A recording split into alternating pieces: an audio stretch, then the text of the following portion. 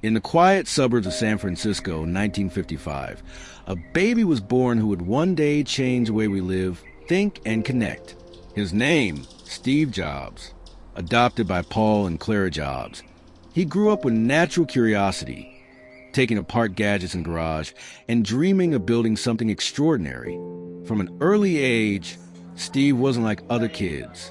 He was restless, stubborn, but filled with imagination. In high school, he met a friend who would change his life forever, Steve Wozniak. Together, they shared a fascination with electronics and a dream of making computers smaller, accessible, and personal. In 1976, that dream began in a small garage in Los Altos.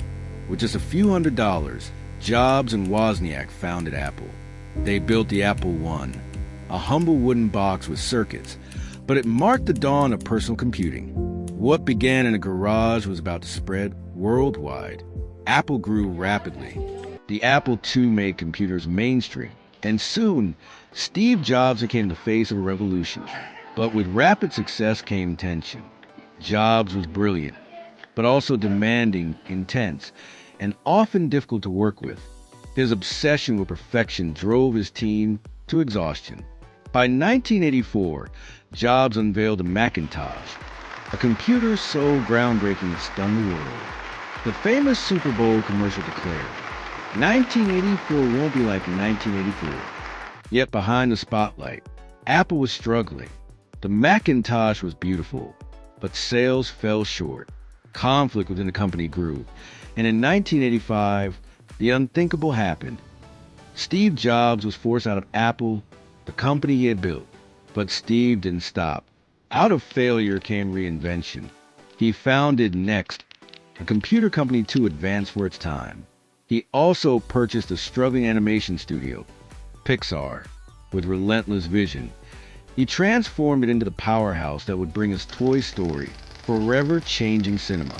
By the mid-1990s, Apple was near bankruptcy. Desperate, the company brought Jobs back in 1997. What followed was nothing short of miraculous. Jobs reimagined Apple, introducing bold designs, sleek products, and a new philosophy. Technology that blended perfectly with art. Then came the revolution. The iMac dazzled with colors. The iPod put 1,000 songs in your pocket. The iPhone redefined communication. And the iPad transformed how we consume media. One by one, Jobs unveiled products that didn't just sell, they shaped culture itself. Jobs' presentations became legendary. Standing on stage in his black turtleneck jeans and sneakers, he captivated audiences with a mix of storytelling and suspense. He didn't just launch products, he launched movements. People didn't just buy Apple devices, they bought into a vision. But behind the brilliance, Jobs fought a private battle. In 2003, he was diagnosed with a rare form of pancreatic cancer. He refused additional treatment at first, hoping for alternative solutions. Yet as his health declined, he pushed forward, pouring every ounce of strength into Apple. On October 5th, 2011, Steve Jobs passed away at the age of 56. The world mourned. Apple stores became shrines, covered in flowers and notes. From Silicon Valley to Tokyo, millions reflected on how one man's vision had reshaped their lives. Steve Jobs was more than a businessman. He was an artist, a dreamer, a perfectionist who demanded excellence.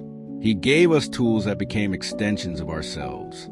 His legacy endures in every iPhone, every MacBook, every innovation inspired by his relentless pursuit of simplicity and beauty.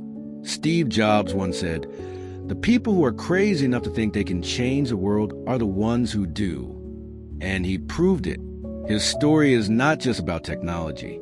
It's about daring to dream bigger, pushing past failure, and leaving behind a legacy that continues to shape our future.